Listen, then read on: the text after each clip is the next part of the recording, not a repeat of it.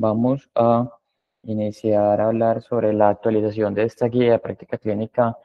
acerca del tratamiento pues, de las dislipidemias, publicada en el último Congreso de Cardiología de la Sociedad Europea de Cardiología, y es una actualización a las guías previas que habían sido publicadas en el año 2019. Entonces, como para dar una introducción sobre esto, como de dónde salen y cómo se hacen para dar las recomendaciones en este tipo de guías, vamos entonces a ver que hay tres clases de recomendación, de la clase 1 a la clase 3. La clase 1 son recomendaciones que son recomendadas y son indicadas. La clase 2 podemos ver que se divide en 2A y es cuando nos dicen que debe ser considerada, y la 2B que puede ser considerada. Y la clase 3 es una recomendación que no está considerada, que puede incluso ser dañina. Y en cuanto a los niveles de evidencia, estos se van a basar en cuanto a nivel de evidencia cuando los datos salen de múltiples ensayos clínicos aleatorizados o metaanálisis de este tipo de ensayos. Las recomendaciones, los niveles de evidencia tipo B van a salir de un solo ensayo clínico aleatorizado o de varios ensayos clínicos aleatorizados, pero que no, perdón, de varios ensayos clínicos que no están aleatorizados. Y las tipo C pueden ser estudios más pequeños, registros o incluso opinión de expertos. Entonces, las recomendaciones nuevas que nos trae esta actualización de estas guías van a ser esas que les menciono acá. Lo primero es que nos proponen implementar escalas de riesgos, que son las SCORE-2 y las SCORE-2 en personas mayores. En cuanto al tratamiento para reducción de los niveles de colesterol de baja densidad de LDL, ellos nos empiezan a hablar sobre el ácido benzoico y el ivanicumab. En cuanto a las reducciones del colesterol LDL, también nos refuerzan la idea de que en el evento agudo, en la misma hospitalización de un síndrome coronario agudo, a los pacientes se les debe reforzar el tratamiento hipolipidemiante. También dan algunas recomendaciones sobre la lipoproteína A, acerca del tratamiento de la hipertrigliceridemia. También nos empiezan a hablar acerca de la prevención cardiovascular primaria en personas con el virus de la inmunodeficiencia humana. Las estatinas también en pacientes con cáncer y alto riesgo de que desarrollen cardiotoxicidad durante el seguimiento, y recomendaciones acerca de lo que son los suplementos dietarios. Entonces, estas primeras listas de recomendaciones acerca de lo que es la clasificación del riesgo cardiovascular en las personas, entonces ellos nos dicen que está recomendado realizar esta escala de riesgo, que es el SCORE-2, en aquellas personas que tengan menos de 70 años y que no tengan un antecedente de una enfermedad aterosclerótica establecida, que no tenga diabetes mellitus o enfermedad renal crónica. Y esto con el objetivo pues, de estimar como un riesgo de eventos fatales y no fatales a 10 años. También nos proponen la misma escala de riesgo en personas ya de mayor edad, que es la escala SCORE-2 All People, DOP. Esta escala está precisamente pues, validada para personas de más de 70 años y las mismas características, que no tengan una enfermedad aterosclerótica cardiovascular establecida. También nos empiezan a dar otras recomendaciones acerca de cuáles deberían ser como las metas de tratamiento para nosotros ofrecerles a nuestros pacientes, y esto va a ser con base en el riesgo basal que los pacientes tengan. También nos dicen que uno debería considerar ciertos modificadores que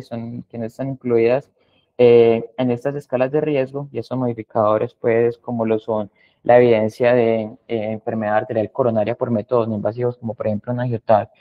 coronario, o la presencia de un score de calcio elevado. También si la persona tiene también evidencia de una enfermedad aterosclerótica periférica, también se debería considerar como un modificador de riesgo para nosotros realizar esta clasificación. Y aquí nos proponen cuáles deberían entonces ser estas escalas, estas categorías de riesgo. Entonces nos proponen escalas que van desde bajo riesgo hasta riesgo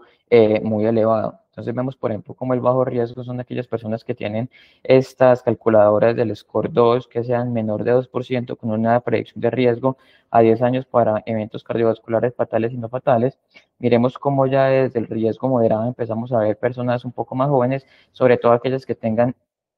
diabetes mellitus que sean menos de 35 años, o diabetes mellitus tipo 2 menor de 50 años, o en aquellos que tengan una diabetes con una duración de menos de 10 años y que todavía no tengan evidencia pues, de un daño de órgano blanco, porque si la tienen, esto ya nos clasificaría pues, como un riesgo un poco más alto, como vamos a ver un poco más adelante. Y en cuanto a las calculadoras, este riesgo ya lo empiezan a definir moderado si supera el 2%, pero es menor del 10% a 10 años. Aquellos que tienen alto riesgo, vemos entonces son personas que tienen otro tipo de comorbilidades. Vemos como por ejemplo aquí empiezan a aparecer una presión arterial mal controlada, aquellos que tengan una enfermedad renal crónica ya en estadios iniciales, que todavía pues no sean estadios graves como 4 o 5, y aquellos que tengan una clasificación del riesgo según estas escalas, que la puntuación sea entre un 10 y un 20%. Y aquellas personas ya de muy alto riesgo son aquellos que ya han tenido un evento cardiovascular aterosclerótico, es decir, que ya tengan evidencia que tengan una síndrome coronario agudo, que hayan sido revascularizados tanto percutáneamente o por cirugía, que hayan tenido eventos cerebrovasculares isquémicos, aquellos en los cuales se identifiquen unas placas también de alto riesgo, como son, por ejemplo, placas de alto riesgo en las carótidas por medio de tomografía o por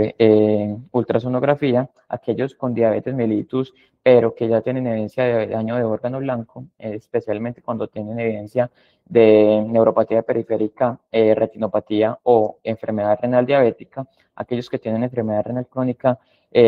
con unas tasas de filtración glomerular menor a 30, es decir, unos estadios 4 y 5, y cuando estas escalas de riesgo, en la calculadora, les dé por encima del 20% para predicción de riesgo de eventos cardiovasculares a 10 años. Y en cuanto a ciertos modificadores, ellos proponen que se realicen pues como estos modificadores. Aquellas personas que tengan una enfermedad familiar pues, de aterosclerosis prematura, sobre todo en hombres menores de 55 años o en mujeres menores de 60 años, ellos dicen pues que las poblaciones del sur de Asia también tienen un mayor riesgo de presentar enfermedad aterosclerótica. Aquellas otras condiciones psicosociales como que la persona tenga muchos eventos estresantes, que esté pues como aislada de la sociedad. La obesidad, si bien no se incluye en ninguna de estas calculadoras, también sabemos que es un factor de riesgo importante a tener en cuenta. También nos empiezan a hablar de otras condiciones, como por ejemplo unos biomarcadores, como lo son la proteína C reactiva de alta sensibilidad que persista elevada en el tiempo por encima de 2 miligramos por litro, y los niveles de lipoproteína A que se empiezan a definir de alto riesgo cuando estos son por encima de 50 miligramos por decilitro o 105 nanogramos por litro, pues dependiendo de las unidades en las cuales se midan. Y en cuanto a como que unos pequeños pues como algoritmos que se proponen para definir metas de tratamiento, entonces vemos cómo nos proponen entonces todo esto desde el bajo riesgo hasta los pacientes con muy alto riesgo. Vemos entonces pacientes con riesgo extremo que no se mencionaba pues previamente en lo que les acabo de mostrar, pero son aquellas personas que a pesar de tener una terapia médica óptima con las dosis pues adecuadas y con las metas adecuadas de LL, persisten con eventos cardiovasculares a repetición, y probablemente aquí ya lo que estemos viendo sea consecuencia de lo que es el riesgo residual. Y en cuanto a este mapa, pues como de calor, también se empiezan a proponer como las diferentes metas de acuerdo a lo que es el riesgo de esas personas. Vemos entonces como, por ejemplo, aquellas personas que tienen unos niveles de LDL por encima de 190, independiente que tengan cualquier otra cosa, son personas que ya entran como una clasificación de alto riesgo, y son personas que uno debería empezar a tratarlas farmacológicamente y obviamente a darles otros tratamientos como son los cambios en el estilo de vida y otras pues terapias que hayan demostrado reducción del riesgo. Entonces, para empezar a hablar de estas escalas, vamos entonces a ver primero esta escala que es el SCORE 2, pues, que es propuesta para calcular el riesgo de riesgo cardiovascular, pero vemos que únicamente es en personas que viven en Europa. Entonces, básicamente ellos en esta publicación fueron personas de 40 a 69 años que no tuviesen un antecedente de una enfermedad cardiovascular, es decir, con el objetivo de hacer prevención primaria. Aquellos que ya tenían algún evento, ya esa escala pues no aplica para ellos. Vemos entonces que la cohorte pues de derivación, vemos cómo la realizaron aproximadamente 680.000 individuos, y después hicieron una recalibración de acuerdo a diferentes partes de Europa o subregiones de Europa, en las cuales, de acuerdo a los registros nacionales, se encontraba que tenían de pronto mayor riesgo de presentar, y con eso pues hicieron como unas calibraciones a las escalas que les podía incrementar el riesgo a las personas que vivieran en estas subpoblaciones, y después hicieron un modelo de validación con los cuales encontraron pues un estadístico que era de 0,67 y vemos un intervalo de confianza que era de 0,68 a 0,75 a 0,68, y ese estadístico también iba hasta el 0,81, es decir, tenía una adecuada discriminación. Y en cuanto a las características o lo que ellos incluyeron pues en la escala, eran dependiendo pues de cuál era la edad del paciente, lo que ya había dicho pues de acuerdo a lo de las subregiones, y vemos cómo esto de acuerdo a las subregiones modificaba el riesgo basal de una persona. Entonces aquí nos ponen pues el ejemplo de una persona de 50 años fumadora con estos valores de presión arterial y estos valores de colesterol. No, aquí también algo importante es que ellos no tuvieron en cuenta el colesterol LDL, sino el colesterol no HDL como predicción del riesgo. Entonces vemos que dependiendo de la región, como el riesgo puede pasar de ser muy bajo, de ser bajo, es del 4,2% en una mujer, hasta de ser muy alto riesgo del 13,7% en la misma mujer, pero que viva en otra población de Europa. Y ellos estiman esto, según pues estas subregiones de Europa, y lo clasifican en regiones de bajo riesgo, moderado riesgo, alto riesgo y muy alto riesgo, de acuerdo pues a las tasas como de riesgo cardiovascular que se encuentran en los diferentes registros. ¿No? Entonces, como las personas de muy alto riesgo son aquellas que tienen, perdón, son aquellos países que tienen tasas de eventos cardiovasculares por encima de 300 muertes por cada 100.000 habitantes. Y aquí lo que les mostraba, los que les muestro son como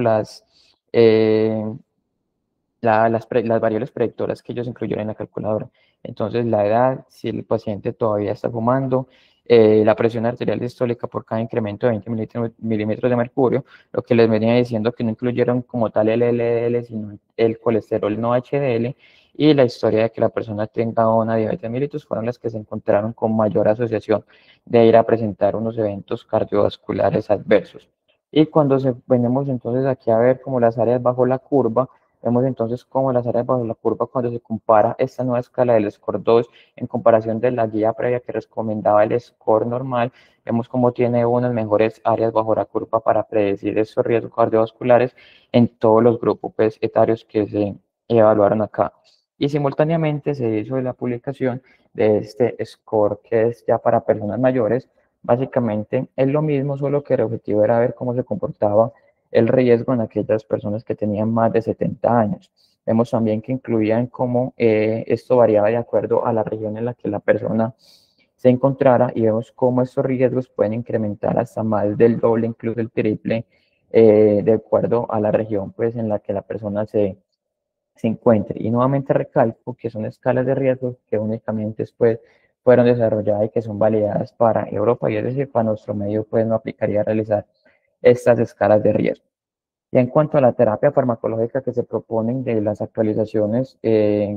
hablan principalmente de que se deben incluir terapias que no sean de estatinas con el objetivo de mantener el colesterol lo más bajo posible y con el objetivo pues de que llegue a las metas de acuerdo al riesgo que tiene esta persona. Ya nos empiezan a poner recomendaciones acerca de otras moléculas como es el ácido bempedoico, y vemos cómo esta recomendación de iniciar ácido bempedoico en aquellas personas que no toleran la terapia con estatinas se debería considerar con una clase de recomendación 1B.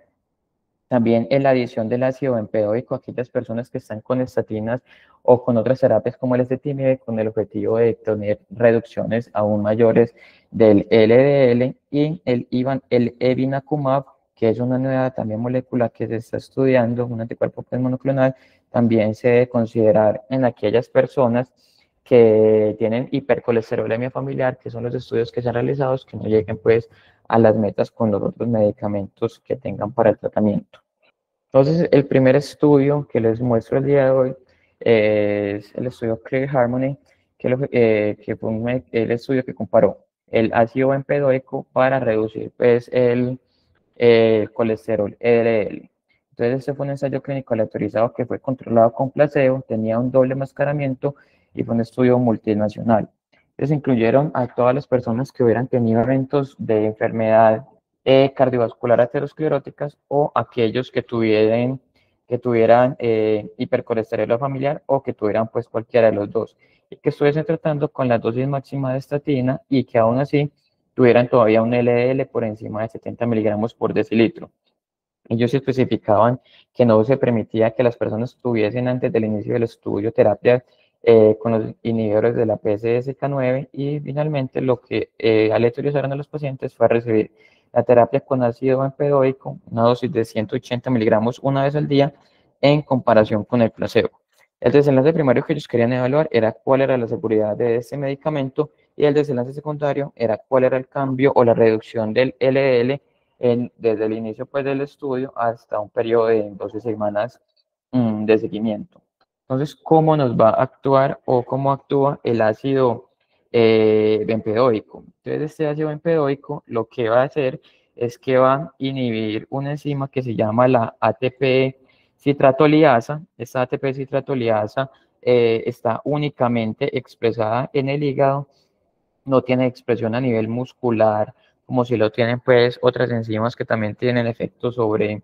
la síntesis del colesterol y es una enzima que está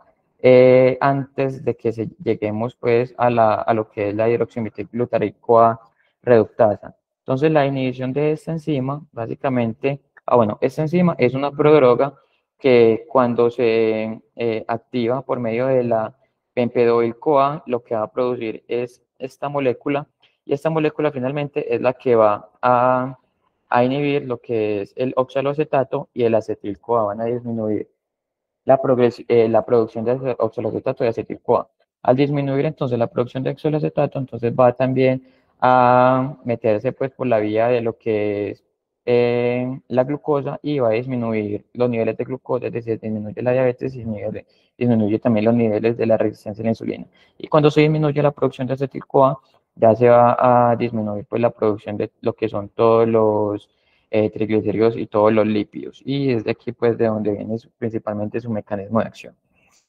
Entonces, continuando con este estudio, vemos entonces en cuanto a las características basales, vemos cómo la gran mayoría de los pacientes, más o menos 98% en cada uno de los grupos, ya tenía una enfermedad cardiovascular aterosclerótica establecida y vemos cómo el promedio de los niveles de LDL era más o menos de 102 y 103 en cada uno de los grupos. En cuanto a las terapias concomitantes, vemos que la gran mayoría de personas estaba con las estatinas y en menor cantidad tenían una terapia combinada como era con ezetimibe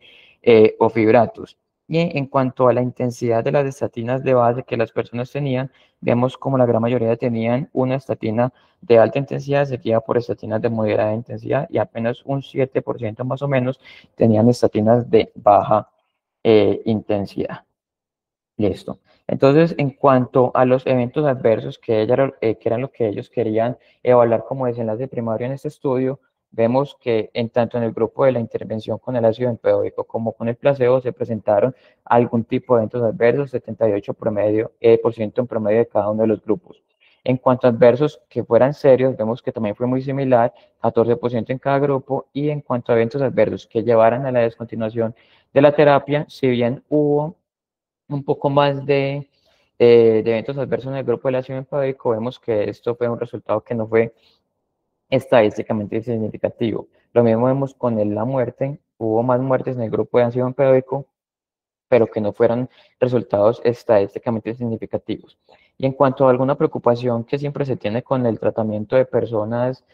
con dislipidemia, con todos esos fármacos, son los efectos adversos musculares que puedan presentar. Entonces vemos que los efectos adversos musculares también fueron muy similares, un poco más en el grupo del ácido bempedoico, pero que no fueron estadísticamente significativos como las mialgias. Y algo que sí se presentó con mayor frecuencia fue que las personas presentaran incremento de los niveles de ácido úrico y sobre todo manifestaciones como gotas. Vemos entonces 1.2 versus 0.3, pero nuevamente con un resultado que no fue estadísticamente significativo, probablemente por la baja tasa de eventos que se presentaron con respecto a la gota. Y también ellos sí mencionan que hay un desenlace que es estadísticamente significativo y es el incremento de la creatinina, pero son incrementos que eran de 0.02 miligramos por decilitro, que si bien ellos consideraron que era estadísticamente significativo, para nosotros, para la práctica clínica, son desenlaces pues, que no son clínicamente significativos de estas variaciones en lo que es la creatinina. Y en cuanto al desenlace secundario de reducción de los niveles de colesterol, vemos cómo a partir de las primeras 4 semanas hay una reducción de los niveles de colesterol en el tratamiento con el ácido bempedoico en comparación con el placebo. Vemos que en promedio hubo una reducción del 16.5% al inicio del estudio y del 12.6% al final del estudio, favoreciendo entonces el tratamiento con esta molécula del ácido bempedoico. Y en el análisis por subgrupos, vemos cómo en todos los diferentes subgrupos, todos los intervalos de confianza y todos los estimativos están apuntando a que probablemente sí se favorezca el tratamiento con el ácido bempedoico en este grupo de pacientes y en estos subgrupos de pacientes. Esto entonces fue el primer estudio que nos mostraba, eran unos desenlaces básicamente que eran subrogados, y ya este ensayo clínico, que es el Clear Outcomes, publicado también en el New England en el año 2023, lo que quería era evaluar era desenlaces ya clínicos. Aquí ellos también cogieron y hicieron un ensayo clínico que era aleatorizado, fue controlado con placebo, también con doble mascaramiento y también fue un estudio internacional. Incluyeron entonces pacientes con una edad de 18 y 85 años, que ya hayan tenido pues eventos cardiovasculares o personas que tuviesen un alto riesgo cardiovascular y que se comprobara que eran intolerantes a las estatinas. Entonces a esas personas se les hacía firmar un consentimiento en el cual ellos aceptaran pues que sí habían sido diagnosticados con intolerancia a las estatinas. Obviamente esto se verificaba con que fuera muy causal con el inicio de las estatinas y que mejorara luego de la suspensión del medicamento para poder establecer que sí verdaderamente eran intolerantes a la terapia. Ellos consideraron que se permitían otras terapias hipolipimentes, incluso también dijeron que se permitían terapias con estatinas, pero a dosis bajas que fueran toleradas para los pacientes. Entonces, aleatorizaron a los pacientes a recibir también ácido bempedoico 180 miligramos una vez al día, y el grupo comparado era el placebo. Y aquí el desenlace clínico que iban a evaluar era un compuesto de eventos cardiovasculares mayores que consistía en muerte cardiovascular, infarto de miocardio no fatal, un ACV que tampoco fuera fatal y una revascularización y necesidad de revascularización coronaria. Y esto lo iban a analizar como el tiempo al primer evento. Entonces vemos aquí las características basales de todos estos pacientes que eran muy similares. Aquí en cuanto a los niveles de colesterol, vemos que el nivel de colesterol promedio era de 139 en cada uno de los grupos, y aquí en cuanto a las otras terapias que ellos están usando, vemos como más o menos el 23% en cada brazo estaba siendo tratado con estatinas, que eran estatinas a dosis baja y de baja intensidad, que no producieron pues ningún tipo de evento adverso. Cuando se empiezan a ver entonces los resultados en cuanto a las reducciones de los niveles de colesterol, vemos cómo desde las primeras 3 meses hay unas reducciones importantes de los niveles de colesterol en los pacientes que eran tratados con ácido bempedoico. Vemos cómo en los primeros 3 meses este grupo de pacientes tratados con el medicamento tenían una reducción en promedio de los niveles de colesterol LDL de un 21.7% y que se mantenían más o menos estables durante todo el tratamiento. Y vemos que al final del seguimiento, los primeros 60 meses, esa reducción del colesterol era del 26.1% en comparación con el placebo. También se vieron que las personas tratadas con el medicamento tenían reducciones en los niveles de la proteína C de alta, proteína C reactiva de alta sensibilidad. Vemos como las reducciones eran en promedio de 20% en el grupo del tratamiento con el ácido bempedoico. Y ya en cuanto a los desenlaces clínicos, vemos entonces que este desenlace primario compuesto tuvo una reducción que fue estadísticamente significativa, favoreciendo el tratamiento con el ácido bempedoico. Vemos que esta reducción era del 0.87, con un intervalo de confianza que iba del 0.79 al 0.96. Cuando se iban a ver entonces los desenlaces secundarios, que principalmente eran los desenlaces individuales del primario, vemos entonces cómo en cuanto a a 3 componentes que ellos iban a evaluar del MACE, excluyendo la necesidad de revascularización, también esto fue un desenlace estadísticamente significativo, con una diferencia de 0.85 y un intervalo de confianza que no pasaba la unidad, En cuanto a infarto fatal o no fatal, vemos que también hubo una reducción estadísticamente significativa favoreciendo el tratamiento con el ácido bempedoico. Lo mismo vemos para la revascularización coronaria. En cuanto al ACV no vemos diferencias, tampoco vemos diferencia en cuanto a muertes por cualquier causa ni muertes de causa cardiovasculares, pero en lo que era el desenlace primario sí cumplió con el objetivo pues, que ellos querían demostrar. Y aquí en estas gráficas de Kaplan-Meier vemos entonces básicamente también graficado los mismos resultados del desenlace primario compuesto. El desenlace tenía únicamente tres componentes del MACE, que también fue estadísticamente significativo, lo mismo para el infarto fatal y no fatal y la necesidad de revascularización coronaria. En cuanto a eventos adversos, que también era importante evaluar, vemos entonces que en cada uno de los grupos se reportaron en promedio 86 y 85% de eventos adversos, que estos eventos adversos fueron serios en 25% en ambos grupos y que llevaran a la necesidad de quitar la terapia, también fue muy similar en ambos grupos, un 10% en promedio. En cuanto a eventos adversos musculares, vemos entonces como las mialgias aquí sí se representaron en menor proporción en personas tratadas con el ácido bempedoico, 5.6% en comparación de 6.8% con placebo, y que estos efectos adversos musculares llevaran a la discontinuación del medicamento que se está evaluando, también fue similar, 1.8 en el grupo del ácido bempedoico y 1.9 en el grupo de placebo. Algo que quizás también se vuelva a repetir es que estas personas desarrollaron un mayor incremento en los niveles del ácido úrico y también mayores desarrollo de la enfermedad de la gota. Y en cuanto a paraclínicos, vemos cómo las personas tratadas con el ácido bempedoico tenían un incremento en las transaminasas con incrementos que eran de hasta 3 veces el límite superior de normalidad. Sin embargo, ninguno de esos eventos pues llevó a una falla hepática o una hepatotoxicidad que llevara a la reducción o a la suspensión del tratamiento. Y el otro recomendación que nos daban era acerca de esta molécula que es el evinacumab para personas que tuviesen hipercolesterolemia homocigota familiar. Entonces, este fue un ensayo clínico aleatorizado también con doble enmascaramiento. Ellos incluyeron aquí ya personas que tenían desde 12 años de edad que tengan diagnóstico de una hipercolesterolemia familiar homocigota y que vinieran con una terapia máxima tolerada y que a pesar de esto tuvieran LDLs por encima de 70 miligramos por decilitro. Aquí la autorización fue 2-1 y el medicamento a evaluar era el evinacumab, que se administraba intravenosamente a una dosis de 15 miligramos por kilo una vez al mes, y el comparador iba a ser el placebo. Aquí el desenlace primario que querían evaluar era únicamente la reducción de los niveles de LDL y no era un desenlace pues clínico. En cuanto al mecanismo de acción del evinacumab, también tiene un mecanismo que es a nivel del hígado, y este medicamento lo que va a hacer es inhibir la angiopoyetina, pues a la angiopoyetina like 3, la que vemos aquí representada pues en esta imagen. Espere, yo señalo por acá, aquí la boyetina like 3, que esta boyetina lo que va a hacer es inhibir la lipoproteína lipasa y la lipasa de la endotelina. Al inhibirse estos dos medicamentos, vamos entonces a tener mayores niveles de VLDL, triglicéridos y LDL, que finalmente, como esas personas,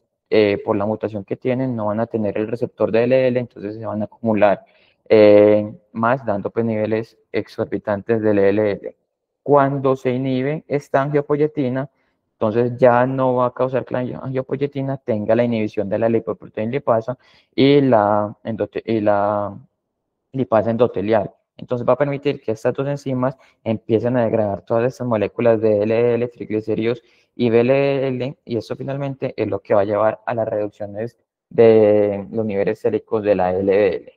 Entonces, en cuanto a las características basales de ese ensayo, vemos también entonces que los pacientes tenían unas características muy similares, dos niveles en promedio de LDL. Aquí recordemos que estamos evaluando personas con hipercolesterolemia familiar, vemos que eran LDLs de 259 y 246 respectivamente, es decir, niveles de LDL bastante elevados. Otra cosa que se me había olvidado mencionar era que aquí no requerían que los pacientes tuvieran un diagnóstico genético, sino que también podían tener un diagnóstico clínico, pues si cumplían los criterios clínicos para esa entidad. Vemos entonces cómo el diagnóstico genético estaba presente en la mayoría de personas, 67%, y el diagnóstico clínico en más o menos una tercera parte de las personas. En cuanto a tratamiento basal que tenía cada uno de los grupos, vemos como la gran mayoría tenía terapia con estatinas, también tenían una alta proporción de tratamiento con ezetimibe y tratamiento con los inhibidores de la PCSK9, vemos que estaban presentes en 79% en el grupo de la intervención, en el 72% del grupo de control con el placebo. Y vemos como casi una tercera también parte de las personas habían requerido tratamiento con aféresis para lograr disminuir los niveles del colesterol LDL. En cuanto entonces a los desenlaces que se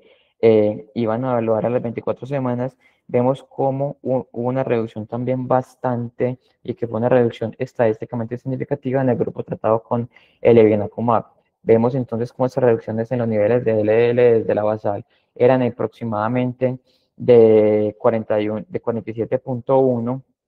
Esto era representado principalmente en porcentaje. Vemos también otras diferencias importantes como lo son también menores niveles de triglicéridos. Sin embargo, pues en la patología de la aterogénesis esto probablemente no sea también muy importante, pero lo que era la reducción de los niveles de LDL, vemos como si hubo pues una diferencia bastante significativa. Y aquí vemos entonces cómo estos cambios de los niveles de LDL empiezan a verse desde tan temprano como las 2 semanas de tratamiento. Vemos como aquí a las 2 semanas de tratamiento empiezan a haber unas reducciones significativas de los niveles de LDL y se mantienen también esa reducción durante todo el seguimiento de un promedio de 24 semanas en cuanto a este desenlace. Y en cuanto a los cambios absolutos del LDL de medio 100 miligramos por decilitro, vemos como en promedio la reducción absoluta del LDL rondaba más o menos los 130 miligramos por decilitro. Entonces, si recordamos, estas personas empezaban con niveles de LDL en 259, que más o menos corresponderían a que al final del seguimiento empezaban a tener LDLs por lo menos de 120 en promedio, reducciones de casi entonces un 50% de los niveles basales del LDL. Y en cuanto a eventos adversos, aquí empezamos entonces a ver eventos adversos pues que no eran graves. Aquí lo que más se presentó en el grupo del medicamento era que las personas tuviesen un episodio pues como un flu-like. Eventos gastrointestinales también se presentaron, pero fueron en muy poca proporción en comparación pues con lo que es el placebo. Y eventos adversos que eran graves, vemos entonces como 2% de las personas presentaron neurosepsis y 2% de las personas en el grupo del medicamento presentaron también intentos suicidas que los doctores pues consideraron que eran desenlaces bastante graves. En cuanto a, bueno, también aquí nos hacen esta gráfica que nos muestran cuál es la potencia para reducción del LDL de acuerdo a la terapia que uno esté evaluando. Vemos entonces que las terapias que más han demostrado reducir los niveles de LDL más o menos en 86% son aquellas personas que tienen tratamiento con unas estatinas de alta intensidad que están combinados con L-citimib, que tienen ácido bempedoico y que tienen tratamientos con los inhibidores de la PCSK9. Ojalá pues las personas se les pudiera ofrecer este tratamiento cuando verdaderamente esté indicado, pero sabemos pues que hay ciertas consideraciones en cuanto a la entrega de estos medicamentos que muchas veces no se puede lograr hacer un adecuado tratamiento en los pacientes. Pero en términos generales hay que tener en cuenta que todas las terapias van a tener algún impacto en la reducción del LDL y considerar pues que es mejor tener algo a que no se tenga pues nada. En cuanto a la otra gráfica o la otra tabla de recomendaciones, es en cuanto a la reducción del tratamiento pues en la reducción del LDL en aquellas personas que están hospitalizadas por un síndrome coronario agudo. Entonces ellos dicen que se debe iniciar un tratamiento en este grupo de personas y también dicen que se debe considerar intensificar la terapia en esas personas que se presentan con un síndrome coronario agudo. Esto lo basan entonces en este estudio, estas recomendaciones, en el estudio Improve It, que fue publicado en el New England en el año 2015, que lo que evaluaban era el ezetimibe añadido a las estatinas en aquellas personas que tenían un síndrome coronario agudo. Entonces, este también fue un ensayo clínico que fue aleatorizado, que tenía un enmascaramiento, no era controlado con placebo, sino con otra molécula. Incluyeron entonces todos los pacientes que tenían mayores de 50 años, que se presentaban con un síndrome coronario agudo y que estuvieran hospitalizados o que hayan estado hospitalizados en los últimos 10 días, y en los cuales se haya demostrado que tenían un LDL por encima de 50 miligramos por decilitro. Ellos dijeron que iban a excluir a aquellas personas que tenían una potencia de estatina que era equivalente a 40 miligramos al día de simvastatina, que ese era el comparador que ellos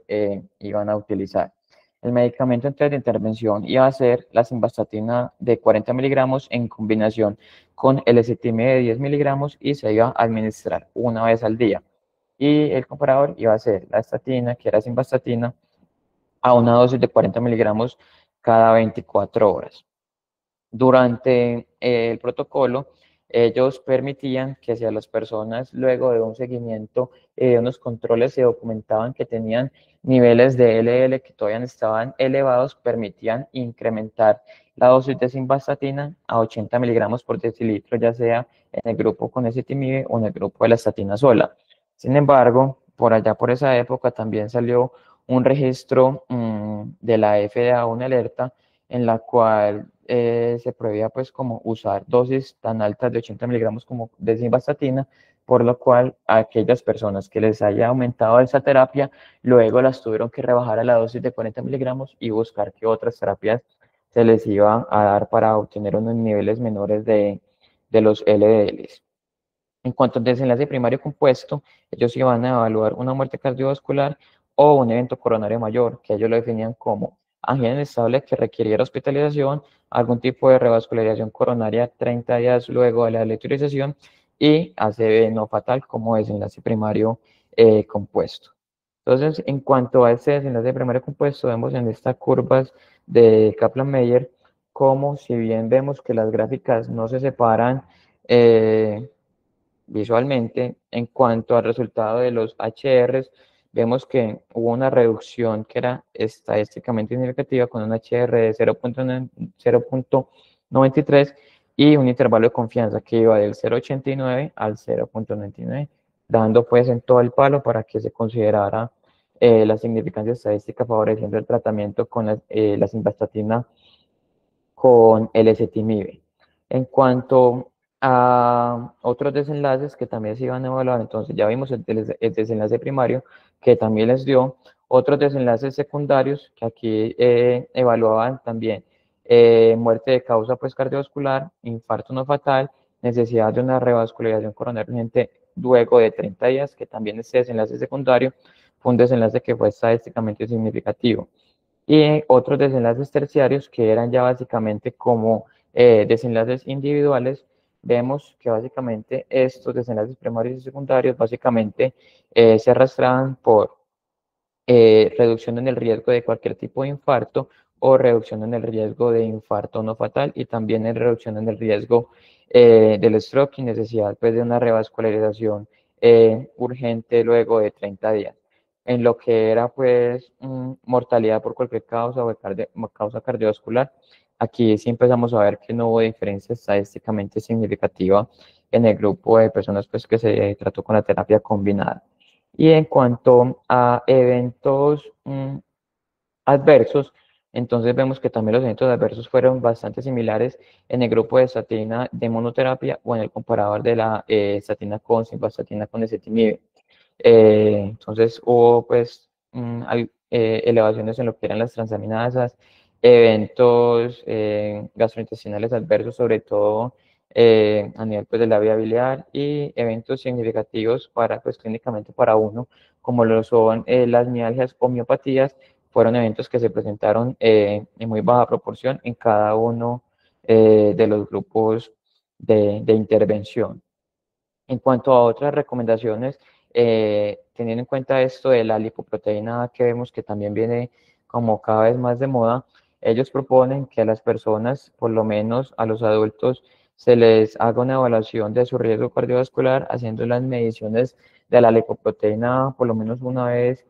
en la vida, y esto se considera pues como también un potenciador del riesgo cardiovascular, o que permita reclasificar a las personas en un riesgo cardiovascular un poco más alto, y que teniendo en cuenta esto se pueda considerar la opción de un tratamiento farmacológico para reducir los niveles de LDL. Y el punto de corte que se establece como para establecer un riesgo cardiovascular alto son niveles de LPA que sean de 50 miligramos por decilitro o más, o de 105 nanogramos por litro.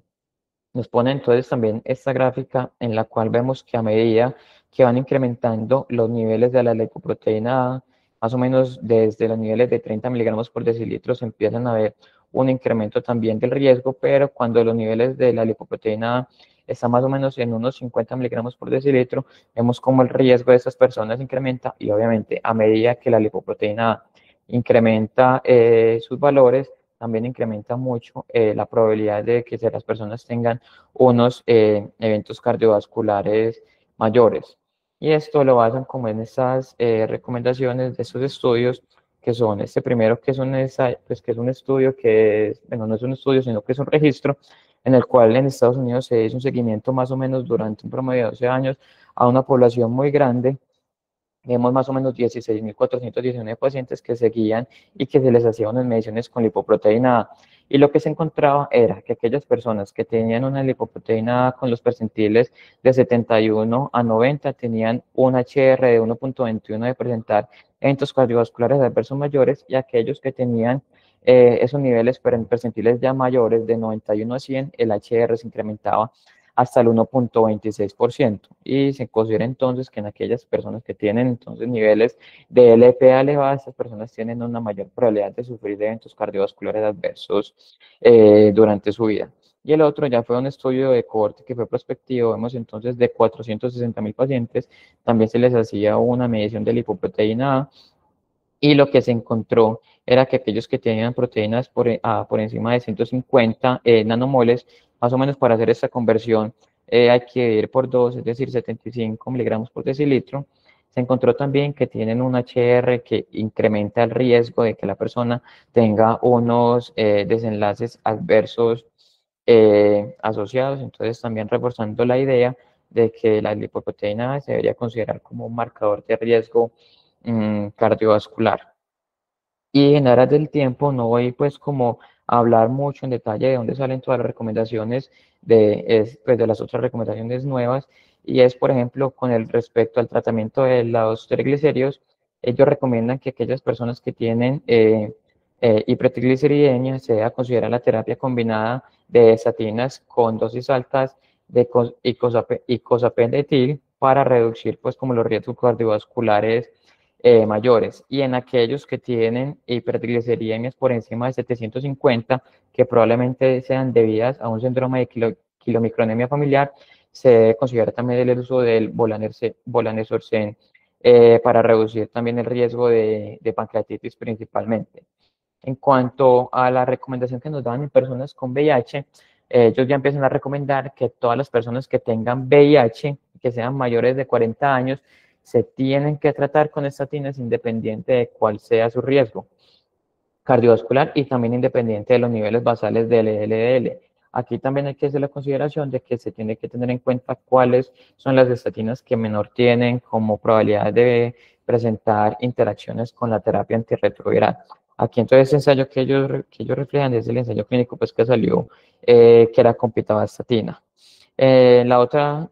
recomendación que eran aquellas personas que tienen cáncer y que están con tratamiento con quimioterapia, también dicen que se debería considerar el uso de estatinas para reducir el riesgo de que las personas presenten una cardiotoxicidad inclusiva inducida por la quimioterapia. Y en cuanto a los de suplementos dietarios, también ellos dicen que es una recomendación clase 3, es decir, que no se recomienda aquellos suplementos dietarios en los cuales pues no haya evidencia que haya reducción del LDL y una reducción eh, de los niveles pues, de eventos adversos cardiovasculares. Y ya finalmente, entonces, para unas conclusiones sobre esto, Entonces, tengamos en cuenta la primera recomendación que nos dan sobre el riesgo, y es que estas escalas no van a aplicar para nuestro medio porque fueron escalas únicamente diseñadas y validadas para población europea. Probablemente para nuestro medio podamos considerar las escalas que nos proponen el consenso colombiano de dislipidemias, para tenerlos en cuenta y obviamente haciendo la alusión de las diferentes calibraciones que deben usar en nuestro medio. También hay que tener en cuenta que de acuerdo a los modificadores del riesgo, eh,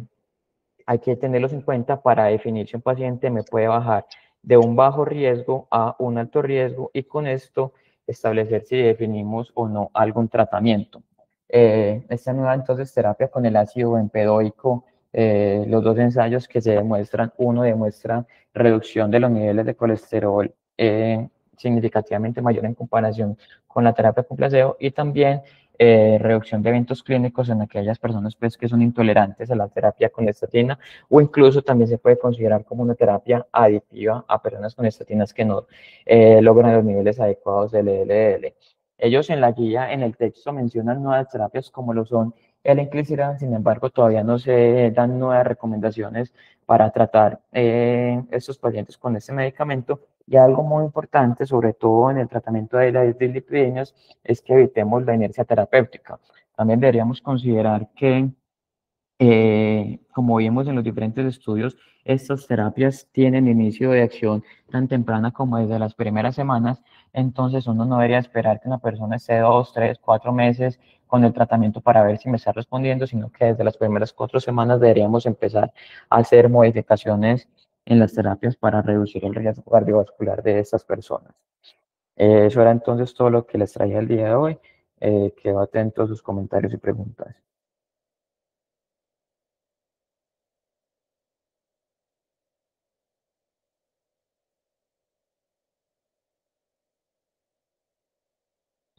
Alejandro. Nicola, ahí me escucha bien. Estamos aquí desde el televisor. Sí, sí, se escucha bien. Listo. No, estuvo muy bacano pues, la presentación.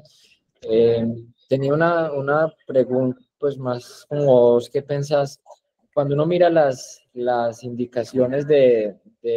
ellos sugieren para tratar y lo mismo las metas,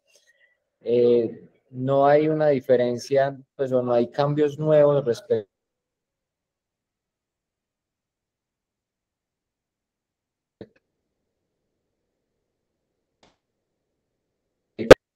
y el abordaje de los americanos respecto a los umbrales de tratamiento, a la clasificación del riesgo. Y específicamente es que, por ejemplo, los americanos clasifican muy alto riesgo, es cuando tienen varios eventos o si tiene un evento y tiene varios factores de riesgo, mientras que los europeos son un poco más laxos para clasificar los que son de alto riesgo, de muy alto riesgo, y eso va a tener implicaciones con respecto a quienes deberíamos llevar unas metas por debajo de 55, que son metas más estrictas, y posiblemente pues a llevar a tratar a más cantidad de personas. Lo otro es que definitivamente el score 2, si bien en el estudio Pure, en la validación que se hizo aquí en Colombia, nos mostró que sobreestimaba menos que el de los americanos y que eso va de la mano con que las tasas de eventos pudieran ser menores en Colombia que las que tienen en Norteamérica.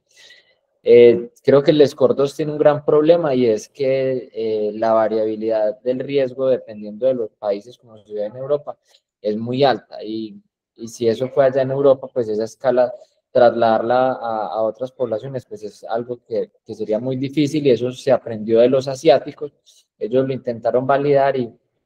definitivamente no tenía para nada un buen rendimiento. Entonces creo que esa es otra de las limitaciones pues, que vamos a seguir teniendo. Y algo interesante es que ponen ahí los biomarcadores y el calcio coronario para reclasificar el riesgo, pero muchas veces uno ve que esa reclasificación del riesgo sigue dependiendo de una escala de predicción clínica. En lugar de uno poder hacer un abordaje basado en factores de riesgo que sea un poco más pragmático al momento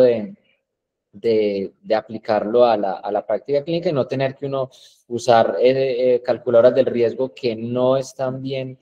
pues que su rendimiento no es bueno y que nos toca trabajar esa punta de factores de recalibración, que son cosas que siendo puristas en lo estadístico no se deberían hacer, a pesar de que es lo que uno ve que en algunas sociedades recomiendan. Entonces, por ejemplo, uno ve que ahí ponen lo de la PCR y uno dice, bueno, ¿y por qué no trabajamos como en el estudio Júpiter, que mostró beneficios? O en el HOPE-3, que también se basó fue con otros factores de riesgo que no nos importaba tanto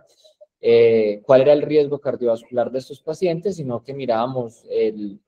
la presencia de unos factores de riesgo y incluso estos pacientes tenían niveles de colesterol que no tenían que estar muy altos para usted definir un plan de tratamiento y para usted poder mostrar una intervención. Entonces me parece una de las limitaciones que las guías no han considerado, y es que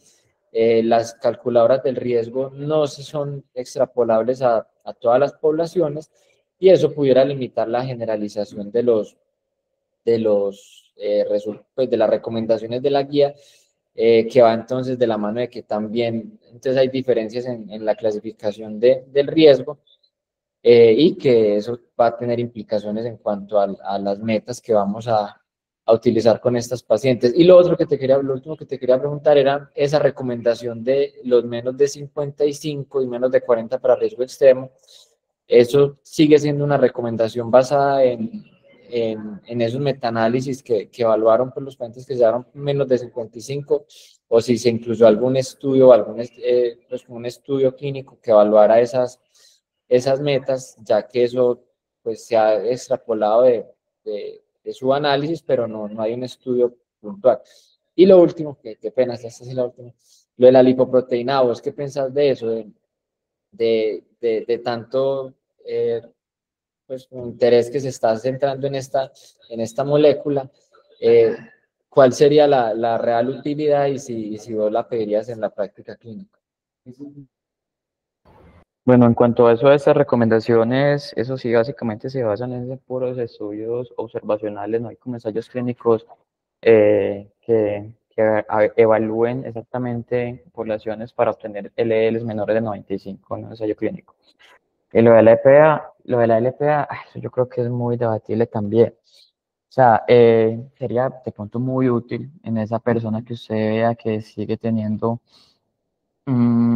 o que tiene de pronto una carga pronto familiar alta, de enfermedad cardiovascular, por lo que sabe de la herencia de lo que es la LPA.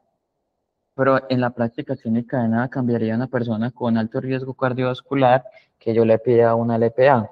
¿Me hago entender? De pronto, lo que sí son en aquellos que yo me quiero llenar de motivos para iniciarles tratamientos, que yo ya los pueda reclasificar como en un riesgo mayor, pero es únicamente un marcador porque únicamente lo que sabemos es que a la fecha no hay terapias que demuestren que disminuir los niveles de LPA tengan algunos beneficios. Las terapias pues, que ya actualmente de pronto se están estudiando con el objetivo de disminuir únicamente el EPA, tocará pues ver los resultados clínicos. Y lo otro es que también las estatinas se ve que pueden incrementar en cierta medida los niveles de la LPA.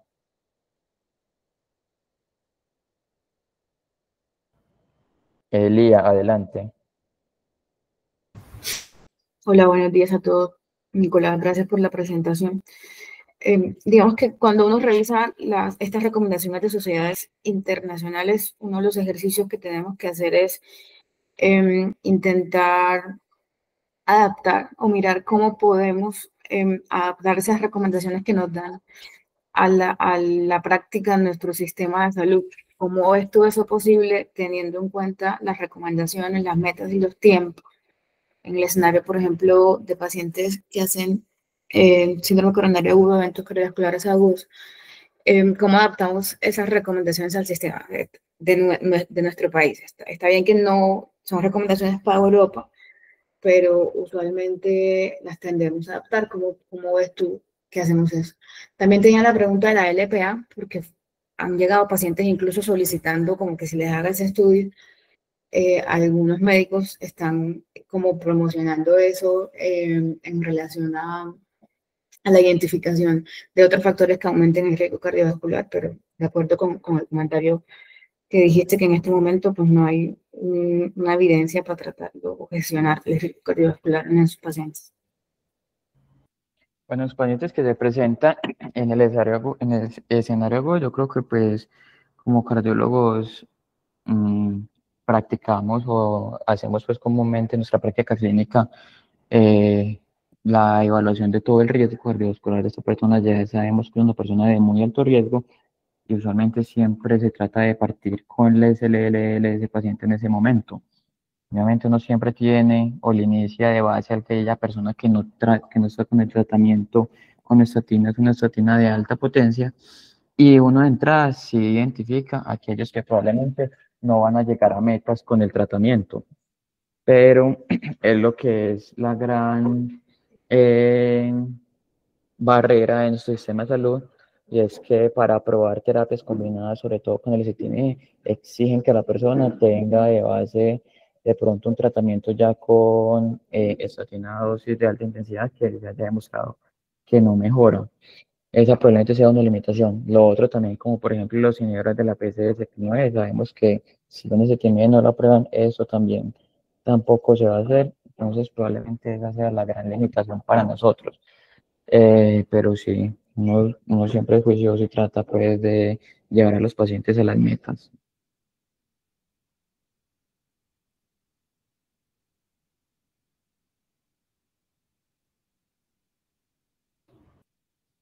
No sé si alguien más en el auditorio tenga alguna pregunta.